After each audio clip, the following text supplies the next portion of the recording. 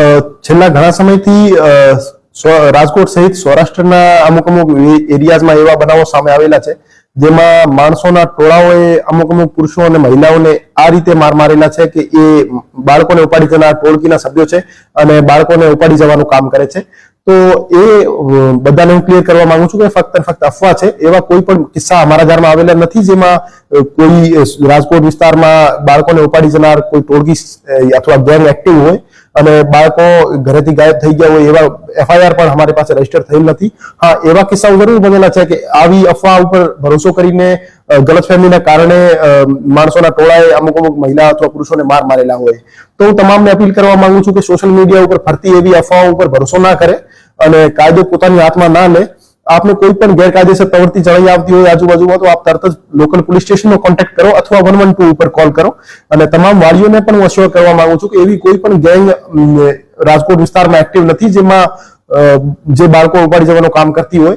તો આપ રિએશ્યોર રહો અને પોતાના બાળકોનો આપ ધ્યાન રાખો અને જે નાના બાળકો હોય છે એમની સાથે કોઈ ને કોઈ વાલી વારસ હાજર રહે જેથી એ પોતાની રીતે ઘરેથી નીકળી જતા હોય ત્યાં અમુક વખતે એવા કિસ્સાઓ ના બને.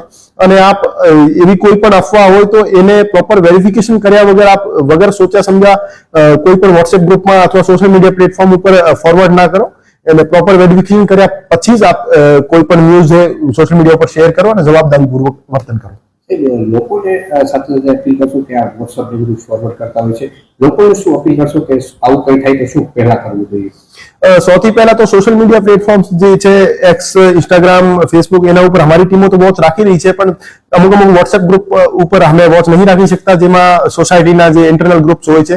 તો એમાં કોઈ પણ મેસેજ આપ ફોરવર્ડ કરો અથવા સર્ક્યુલેટ કરો તો એ સાચું હોય અને વેરીફાઈડ હોય. ફક્ત અને ફક્ત ત્યાંથી રિસીવ થયેલો મેસેજ આપ વગર સોચ્યા સમજ્યા બીજા ગ્રુપમાં ફોરવર્ડ ના કરો જેનાથી કોઈ પેનિક ક્રિએટ થાય.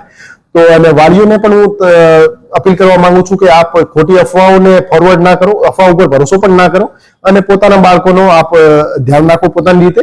અને નાના બાળકો જે હોય છે એના ઘરેથી નીકળી જવાના અમુક કિસ્સાઓ બનતા હોય છે તો એવા કિસ્સાઓ ના બને એના માટે આપ પરિવારનો કોઈ સભ્ય એમની સાથે આપ રાખો.